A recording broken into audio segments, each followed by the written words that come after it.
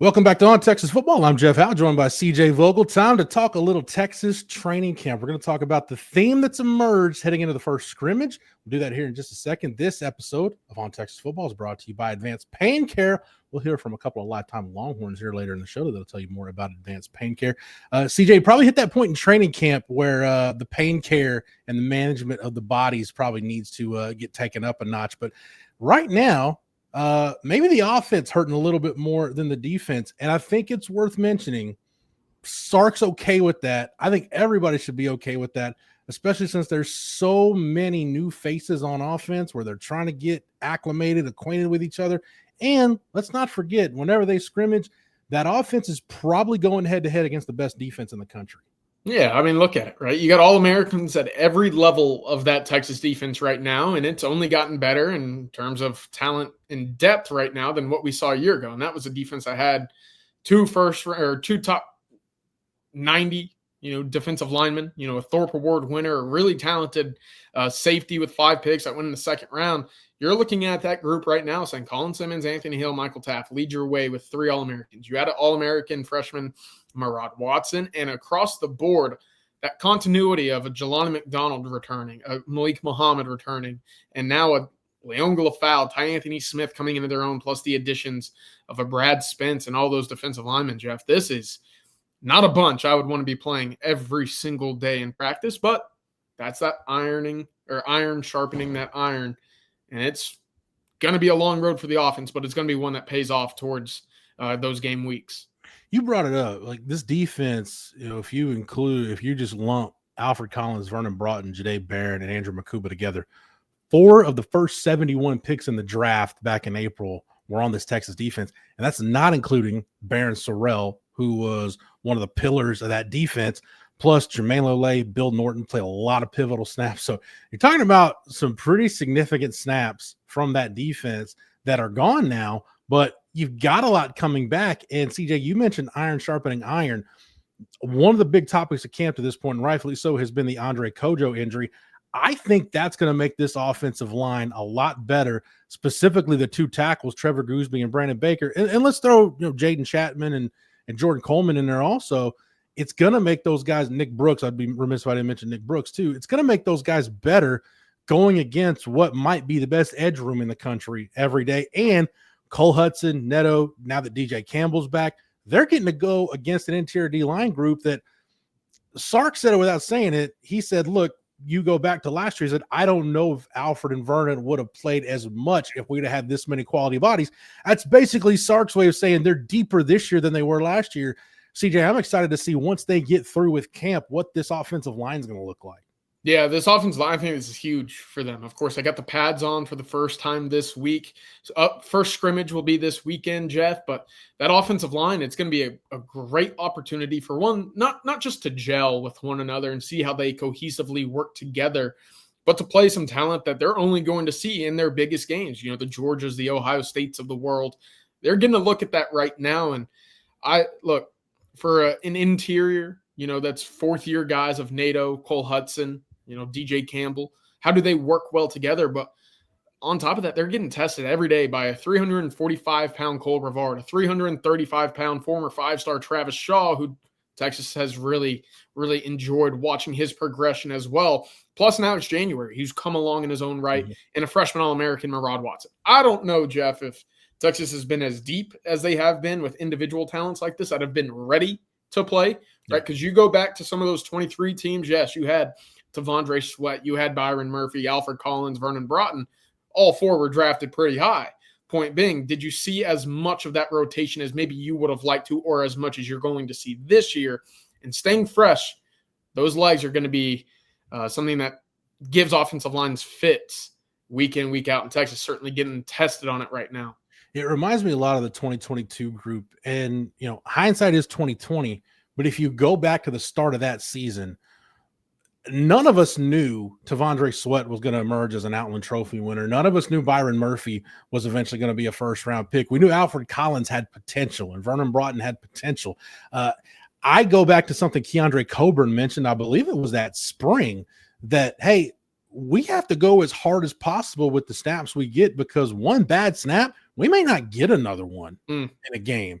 So that that internal competition was great for that group. And I think we saw, look, Keandre Coburn's much better when he's playing 35 to 40 snaps and they're pretty close to full speed as opposed to 75, 80 snaps. The same thing with Moro Ajomo and Tavondre Sweat and Murphy and so on. I don't know, CJ, if there are significantly high NFL ceilings with this defensive tackle group like they were with that group. Again, hindsight's 2020. We didn't really know it at that point, and it's tough to see it with from this group in terms of the NFL upside.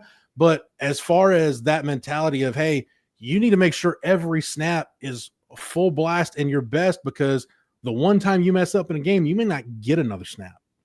Yeah, and that's huge. That's so big. Again, when you're playing 15, 16, 17 games potentially, you need all the depth that you can have, especially in the trenches. And Texas is being tested on that offensive side, of course, with the absence of Andre Kojo for the season. But looking at that interior group, it's hard to not get excited because, again, we're not even discussing, Jeff, Myron Charles, Josiah Sharma, two guys that Texas really enjoys in their development early on as well. So I think this is a really talented group. And again, those tackles on the offensive side of the ball being tested every day by an Ethan Burke, by Colton Vosick, by Zeno Umeozulu, who's come along in his own right, not even mentioning the All-American Colin Simmons.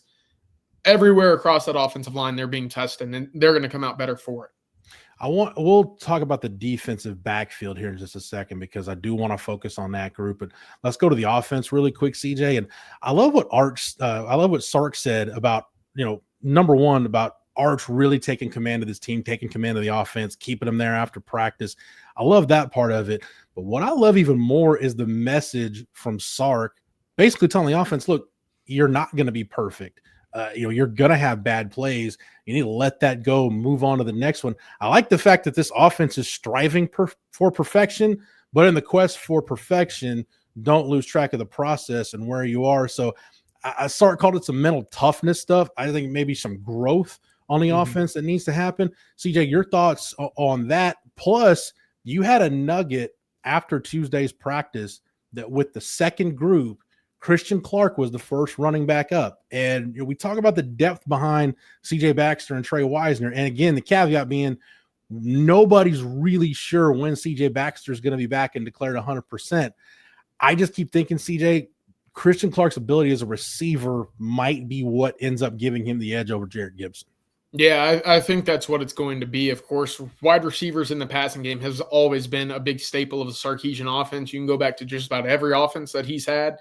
Those those running backs put up big receiving numbers, and Clark's ability to do just that probably edges just about anybody else in that room at the moment. Now, we'll see how camp progresses as well, but that's a positive in terms of what the Arizona product could do for the Longhorns this fall.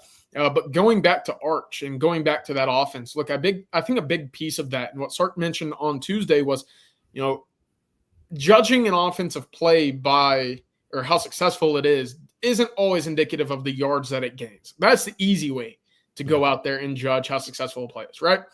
But maybe a defensive lineman or a linebacker just gets a shoestring. Maybe a guy trips on a cut. Point being, if you can look at each position and say that they did their job, well, you're looking at a play that more times than not is going to be successful. And that's been the bigger picture so far through fall camp is, are you doing your job consistently? Or each snap, is every position going about it the right way, doing their job and understanding what their responsibility is in the pre-snap? And that's where I think a lot of that Arch conversation comes in, because I made the nugget too that Texas, although they're going under center a little bit more, they're also huddling up a little bit more as well this fall camp. In turn, for me, that just is another way for Arch to get his voice heard by this offensive line, by this new tight end room and beyond, making sure that everybody's on the same page ready for that snap. All right, we'll finish this up with a little talk about the Texas secondary. But before we do that, here's a message from our sponsor for this edition of On Texas Football. It's Advanced Pain Care. Pros know the pain stops here. Physical therapy helps me as an athlete then and now. And do I still need therapy? Yes. Advanced Pain Care helps with that. Injuries will stack up. They'll add up. You can't let those injuries get you down, and Advanced Pain Care has been very helpful for me. We can help with whatever's got you down, from nerve damage to our spinal cord stimulator. Pain is inevitable. Suffering is optional. Same-day appointments available. Advanced Pain Care. The pain stops here. CJ, we've heard multiple names in that secondary of guys that are doing a really good job in camp to this point at taking the ball away, not just playing it, but forcing turnovers. Malik Muhammad's name has come up. Warren Roberson's name has been mentioned. You had a couple of practice nuggets talking about Jalen Gilbo. Sark mentioned Jelani McDonald. It seems like no matter where you're talking about, corner, nickel, safety, whatever, this secondary is doing a really good job playing the ball. And I know you and I were at coaching school. That was part of kind of Mark Orfe's ethos, if you will, as a secondary coach. But there's also another part to that I know you found really interesting. Well, look, I mean, you mentioned all those names there. We haven't even mentioned a 5-star Jonah Williams, a 5-star Cade Phillips, who have been sidelined with hamstring issues to begin camp. I can only imagine how difficult it'll be for some of these younger quarterbacks to move the rock when those are the guys that you're going against as well. So, again, going to the broader picture of this conversation, the defense is ahead of the offense. And I don't think that's necessarily a surprise, for one, but for two, and when we talked to Sarkisian yesterday, Jeff, he said, hey, the best teams I've ever been a part of, early on in camp, this has been the case. So that's where we're at. And for Texas on that secondary, specifically getting back to your point, they're getting a lot of hands on footballs. They're being a little bit more aggressive getting hands on footballs as well. Maybe cutting some corners, maybe looking to be that hero, right? I remember going back to my high school coach. You know, if you played cornerback and you made a play on the football, you're either the a-hole or you're a hero. And that means you either got to the ball and you made a big play, or that means the ball got past you and the wide receiver, when you're out of position making a play on the football, was able to create a play of its own. But right now it sounds like Texas, more times than not, has become that hero in the secondary. And for Mark Orfe, the way that he discussed turnovers and interceptions at coaching school down in San Antonio, Jeff, it's not just taking the ball away. It's taking the ball away with the eyes to go score. And you made the comment to me earlier before we started filming, Texas, if they had that same mindset a year ago, specifically in that SEC championship game, probably lift that trophy after 60 minutes in Atlanta. Yeah, it was one play. It was the Jahdae Barrett. It was a Gunnar Stockton errant pass. Jahdae Barrett picks it off. If Jalen Gilbo just gets a piece of the receiver, maybe Jahdae scores. And like I said, maybe Texas is hoisting an SEC championship trophy at Mercedes-Benz. And who knows, with the first round bye, maybe you rest a little bit. Maybe you're more prepared for Ohio State. I don't know. We can if and but that all day. But the bottom line is, CJ, with this new kind of mentality you've got in the secondary of, hey, it's not good enough just to create the turnover. We need to advance it up the field.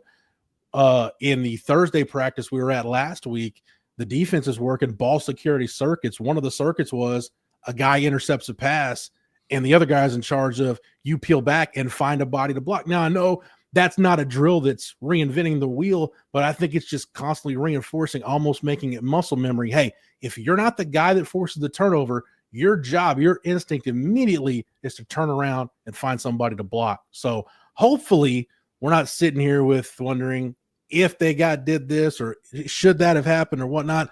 Mark Orfe is doing a really, really nice job of leaving no stone unturned and maximizing turnovers this year. Yeah, and let's go through that, right? Because it's been, I wouldn't say a slow start to his career because he's been a big piece of the Texas defense for 2 years, but havoc rate-wise, I would say so. Manny Muhammad has only had one interception in his Texas career. He's had multiple this week already.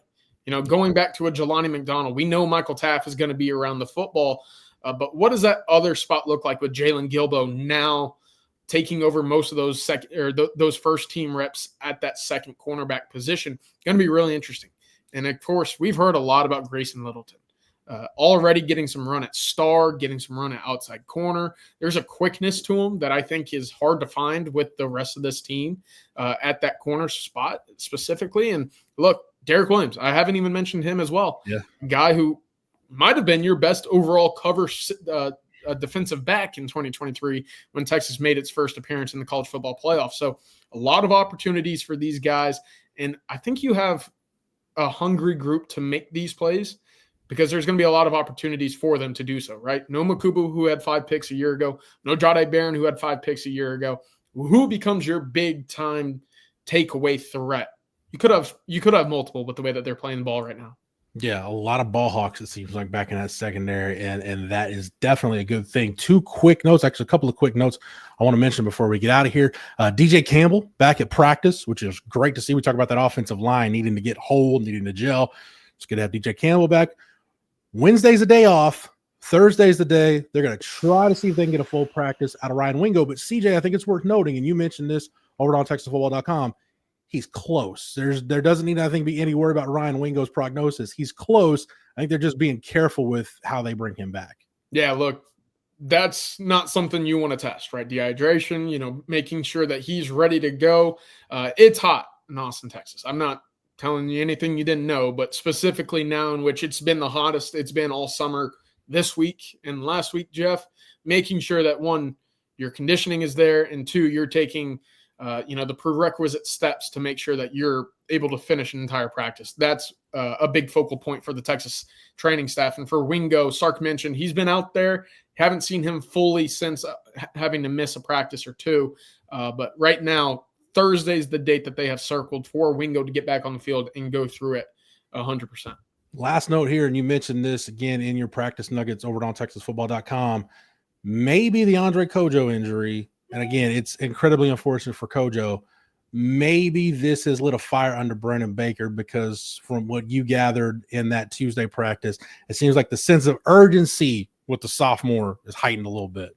Yeah, I think so. I was told he had a really solid day in one-on-ones going against some of the younger defensive linemen, and some of these rotational pieces. They try to keep Colin Simmons limited in these things, if you get what I'm saying. But for Brandon Baker, I think that competition, even with Nick Brooks moving over and receiving some first team run of his own, for Brandon Baker, he's saying, this is my spot, this is my position, I'm going to go out there and win it without any questions. And it sounds like on Tuesday he had himself one of his better practices as a Longhorn. All right, CJ, thank you for the knowledge and expertise. As always, thank you to Matthew behind the scenes for producing it. If you're not a member over at ontexasfootball.com, you want those practice nuggets, you want up-to-the-minute information whenever something's happening on the 40 acres, get over to ontexasfootball.com right now. Sign up using the promo code OTFOG. That's OTFOG. When you use that promo code, you'll get 1 year of access at ontexasfootball.com for $39.95. We are the fastest growing community in the Texas market. Love our community over at ontexasfootball.com. Become an OTFOG today. Again, the promo code is OTFOG for 1 year of access for $39.95. Don't forget to like this video and make sure you're subscribed to the On Texas Football YouTube channel. That way, whether it's here on the channel or over on the site, you're not missing anything that happens during camp leading up to the season and what should be a special year on the 40 acre, CJ, for the Longhorns. For CJ, for Matthew, for the entire On Texas Football staff, I am Jeff Howe. Thank you so much for watching and listening. And until next time, hook 'em.